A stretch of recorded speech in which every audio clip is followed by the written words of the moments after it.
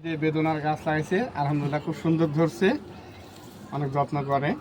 তারপরে আলহামদুলিল্লাহ দেখেন দেশি মরিচের গাছ, দেখেন আল্লাহ পাক কি দোয়া দিছে, অনেক সুন্দর আপনাদের দোয়া, সুন্দর পেয়ারা গাছ ফুল আইছিল গতবার, এবার আবার এদের নতুন কুশি বাড়াইছে, ধরবে ইনশাল্লাহ আপনাদের দোয়া। আবার দেখেন প্রকৃতি কত সৌন্দর্য, ছাদের উপরে বাগুন ধরছে, অনেকবার তুলে তুলে খাওয়া হয়েছে, আবার এই যে ধরছে, আবার নতুন করে আবার কিছু ধরছে, অনেক ধরছে আলহামদুলিল্লাহ। মোটামুটি আমার আন্টির টুকটাক বাজার খরচ একটু কমই, মাছ টাছ খালি কেনাকাটা লাগে।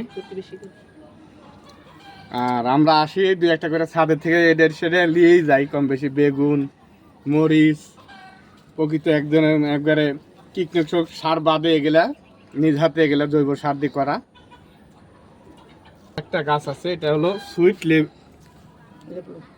সুইট লেবন, আপনার এটা চুষা সহকারে খাওয়া যায়, খুব মিষ্টি, আল্লাহ পাক দিছে। দেখেন আপনাদের দোয়া, আপনারা আসবেন আমার আন্টির বাসায়, আপনাদের এই ছাদে যা থাকে ইনশাল্লাহ খাওয়াবো।